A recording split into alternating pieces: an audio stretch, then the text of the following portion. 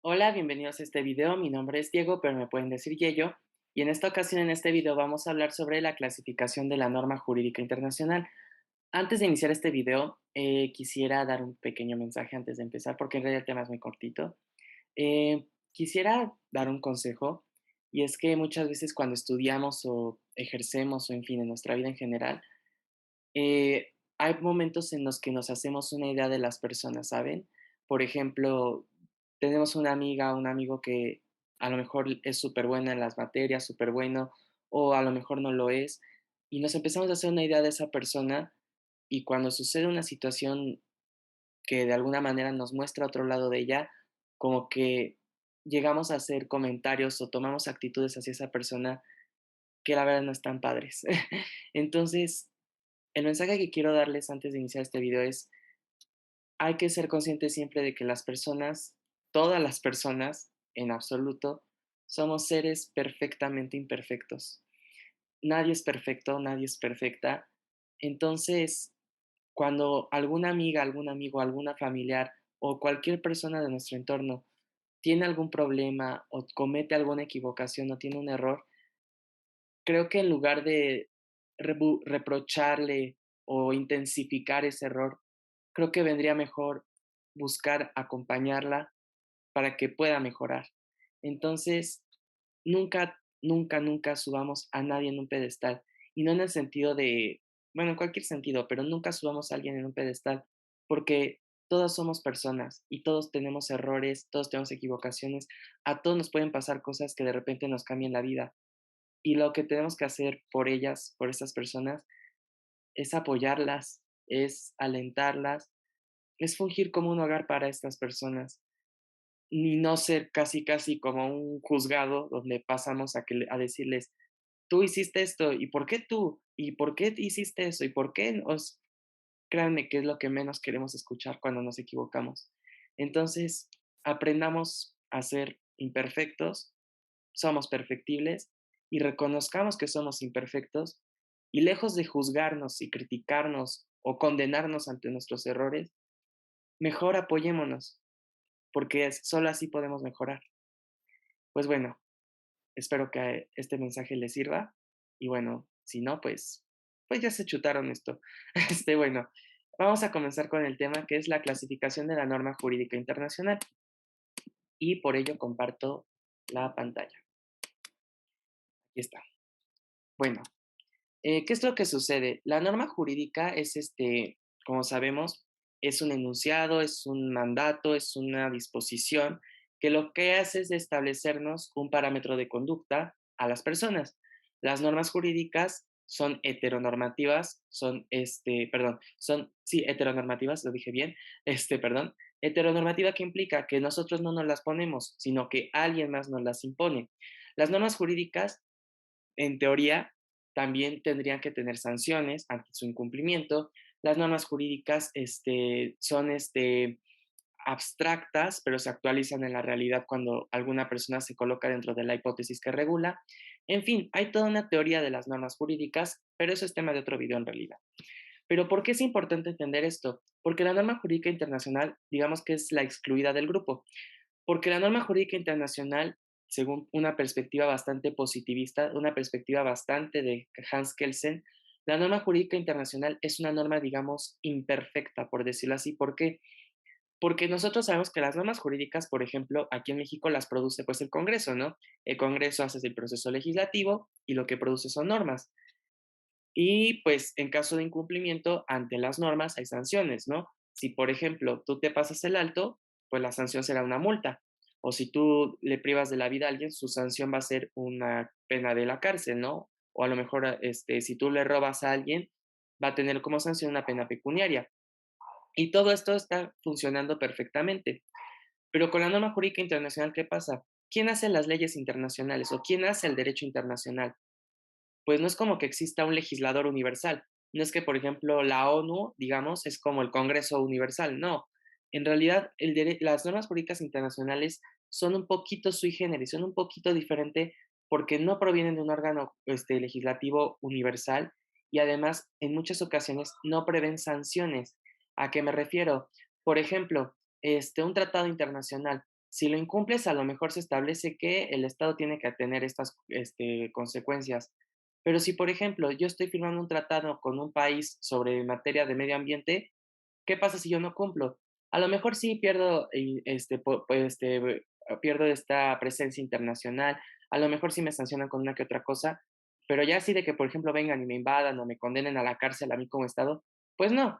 Entonces, Hans Kelsen nos dice que estas dos son las dos principales características por las que la norma jurídica internacional es bastante diferente, porque no provienen de un órgano legislativo identificado y porque, según él, no prevén sanciones en varios casos. Entonces, por eso vamos a ver qué particularidades tiene la norma jurídica internacional. Primero, ¿cómo la podemos clasificar? Por su fuente. Hay tres fuentes principales de derecho internacional o de normas jurídicas internacionales.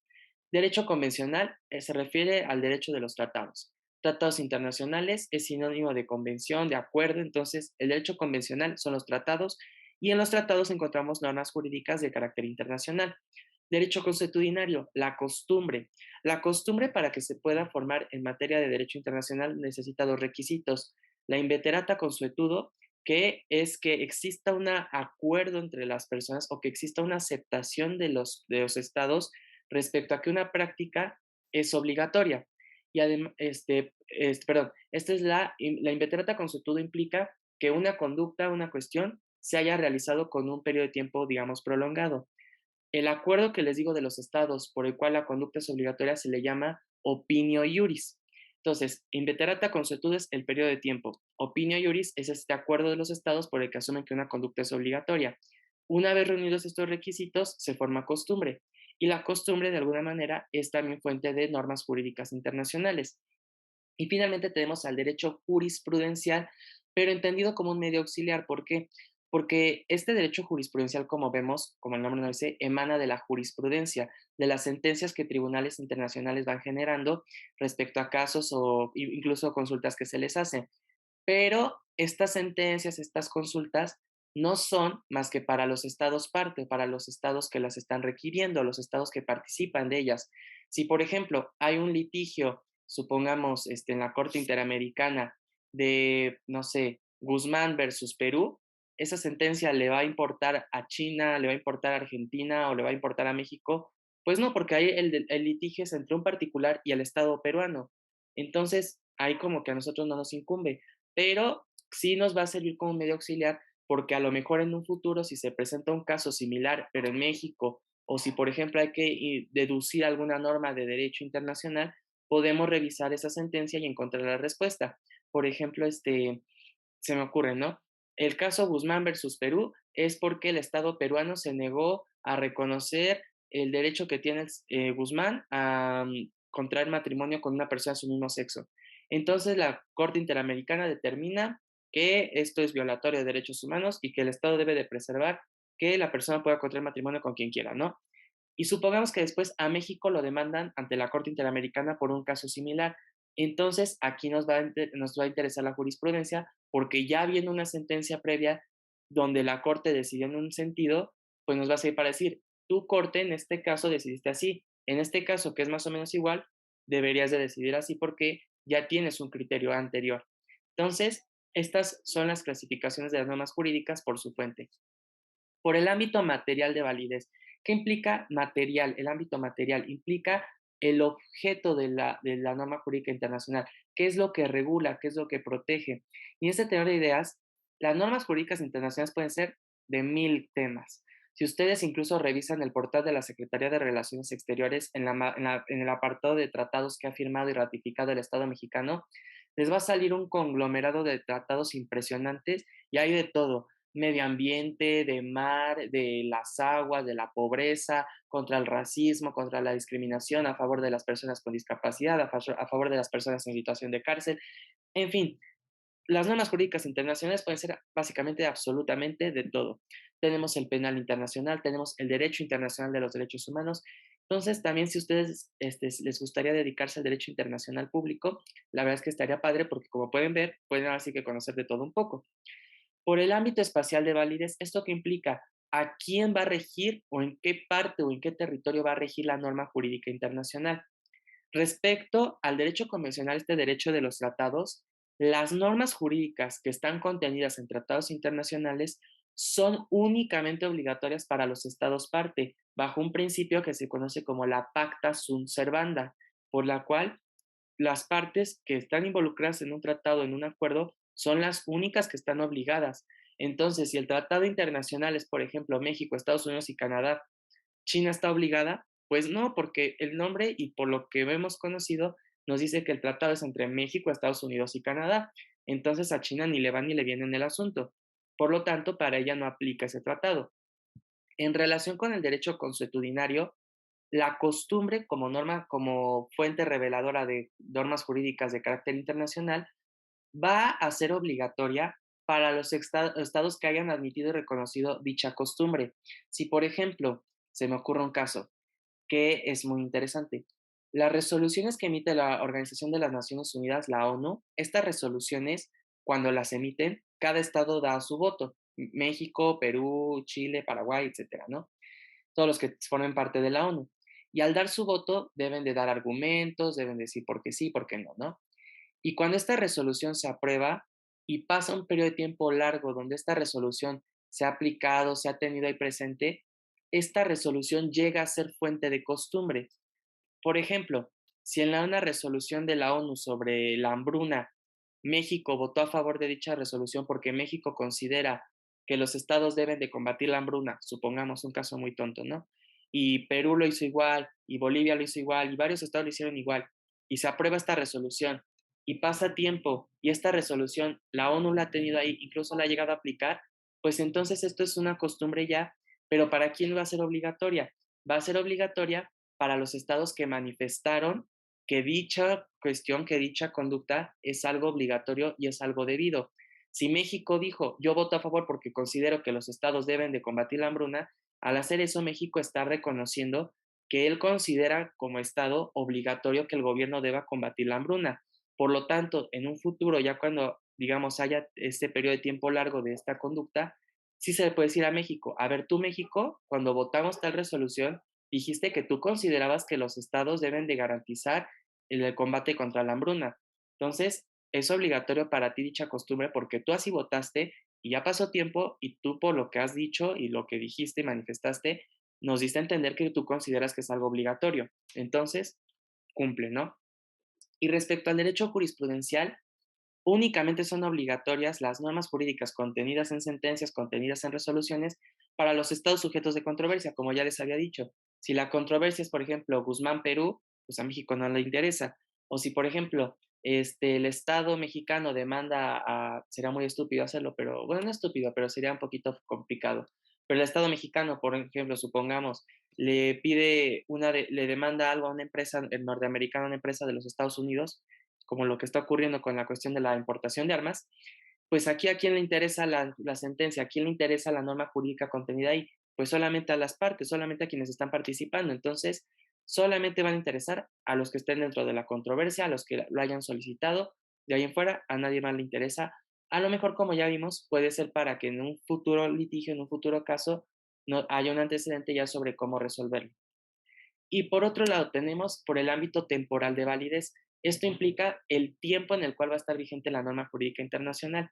En el caso del derecho convencional, que es el derecho de los tratados, hay dos tipos. Hay de vigencia determinada e indeterminada. Hay tratados que el propio tratado establece cuándo termina o cuándo se extingue su periodo de vigencia, su periodo de validez. Hay otros casos en los cuales se puede terminar por la voluntad de las partes, etcétera. Y hay tratados que no establecen cuándo se va a terminar. Por ejemplo, el TEMEC o el Telecán incluso no establecen este tratado llega hasta tal fecha. No lo establece. Un tratado que, por ejemplo, tuvo vigencia determinada y que nos afectó mucho son los tratados de Bucareli, firmados ahí por el 20, más o menos por el 1920. Si quieren pueden investigar la historia de estos tratados y esos tratados sí tienen una vigencia determinada. En el derecho consuetudinario no hay un tiempo para la vigencia de la costumbre, o sea, no es como que una costumbre un día deje de tener vigencia. Y respecto del derecho jurisprudencial como medio auxiliar, insisto, puede que sea de tiempo determinado, pero también de tiempo indeterminado. De tiempo determinado, por ejemplo, sería que la sentencia diga que el Estado debe de comprometerse a pagar una indemnización por un año al afectado. Entonces ahí la sentencia va a tener que estar vigente, va a ser ejecutoria por ese año que le debe el Estado al afectado. De tiempo indeterminado, supongamos el caso, ¿no?